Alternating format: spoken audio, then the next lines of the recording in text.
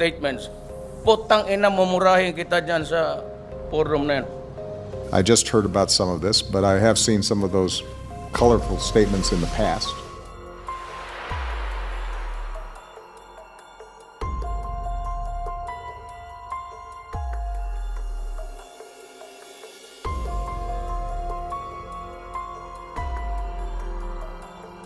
Sa iba't ibang klase ng sagupaan sa lahat ng panig ng ating mundo, gaya ng sa Russia, China, Taiwan, at mga bansa sa Middle East, ay may isang bansa talaga na hindi nawawala sa eksena.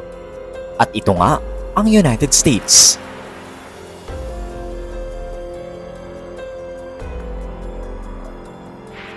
Ayon sa kanila, ay layunin nilang ipalaganap ang salitang kapayapaan. Ngunit, tila kabaliktaran naman ang pananaw ng mga sumusunod na bansa dahil galit ang kanilang nararamdaman sa Estados Unidos. So, ano nga bang mga bansa ito? At may kakayahan na ba silang patumbahin ang isa sa pinakamalakas na bansa sa buong mundo? At bago natin ipagpatuloy ang video na ito, ay huwag kalimutang mag-subscribe at i-hit ang notification bell para maging updated ka sa mga susunod na videos.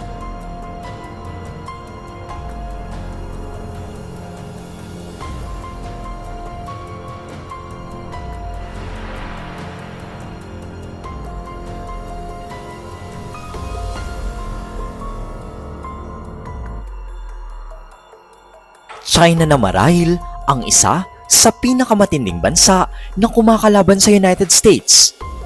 Ang mga alitan ukol sa teritoryo tulad ng mga isla sa South China Sea ay nagiging pinagmulan ng tensyon.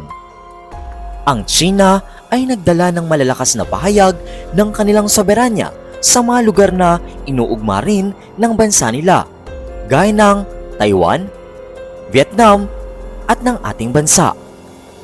Ang paglalabas ng militar at pag-angkin ng China sa mga rehiyong ng pag-aawayan ay nagiging dahilan ng tensyon.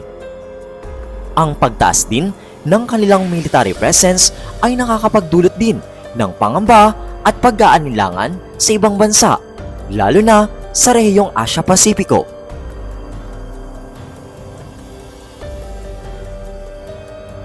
At ayon nga sa mga analyst, ay China talaga ang kakompetensya ng United States pagdating sa ekonomiya, kung kaya't threatened talaga ang US sa kanila.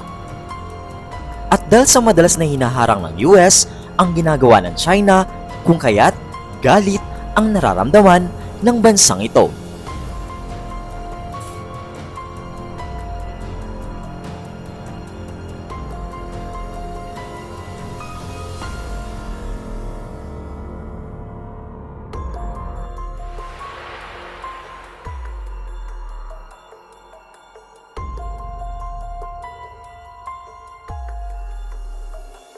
Bagamat may mga panahon ng kooperasyon, ang relasyon sa pagitan ng mga Ruso at mga Amerikano ay nagkaroon na din ng mga matitinding tensyon, lalo na sa konteksto ng mga regional warfare, alitan tulad ng sa Ukraine.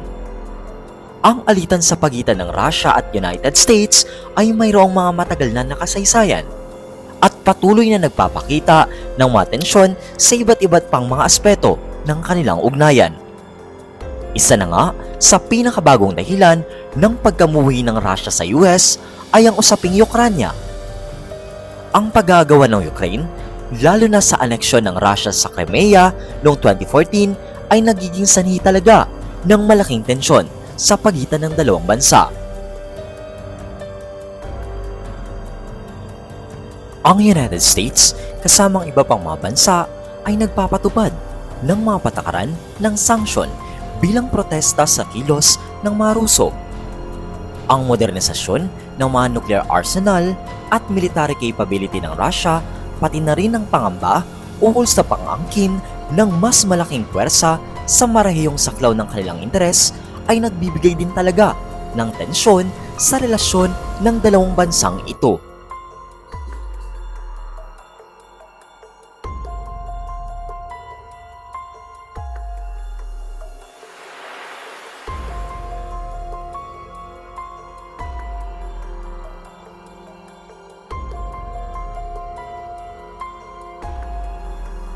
Ang tensyon sa pagitan ng North Korea at Estados Unidos ay matagal na ding usapin.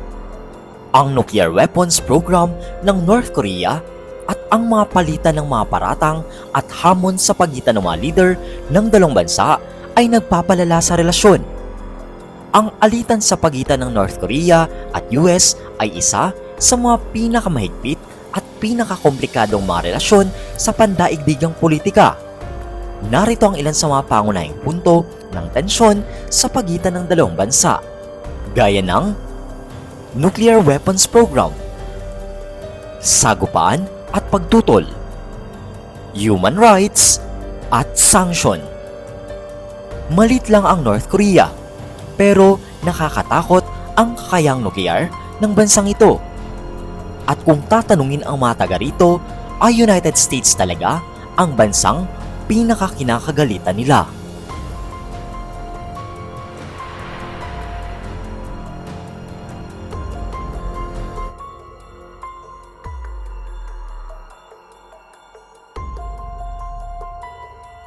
Matagal nang may tensyon sa pagitan ng Iran at Estados Unidos, lalo na nung matapos ang 1979 Iranian Revolution at ang hostage crisis sa US Embassy sa Tehran. Ang mga issue tulad ng nuclear program ng Iran at ang US sanctions ay nagpapalala sa kanilang tensyon. Ang alitan sa pagitan ng Iran at US ay matagal nang umiiral at mayroon ng malalim na kasaysayan ng tensyon at pagtutol. Narito ang ilang pangunahing punto ng alitan sa pagitan ng dalawang bansa. Marami din sa leader ng Iran ang napatumba ng United States. Lumala ang galit ng mga Irano simula nung pinatawan sila ng sanksyon ukol nga sa kanilang mga nuclear warheads.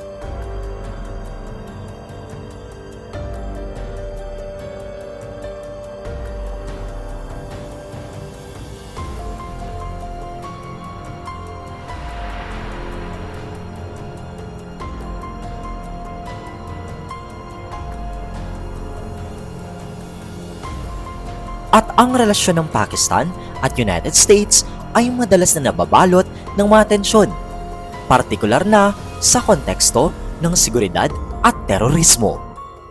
May mga panahon ng kooperasyon at mga panahon ng tensyon, lalo na sa usapin ng Afghanistan at ang papel ng Pakistan sa rehiyon. Ang alitan sa pagitan ng Pakistan at United States ay may iba't ibang mga aspeto at issue na nagdudulot ng tensyon sa kanilang ugnayan. Narito ang ilan sa pangunahing punto ng kanilang alitan, gaya ng terorismo at Afghan War, Pakistani nuclear program, diplomasya at patakaran.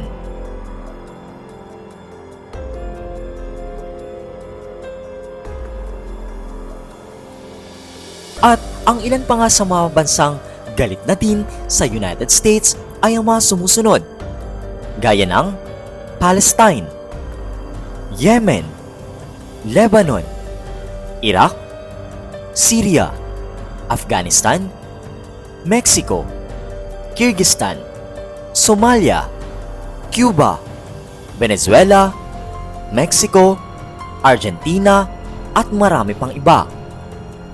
At ilan lamang yan sa may impormasyon ukol sa mga bansang matindi na ang galit sa United States.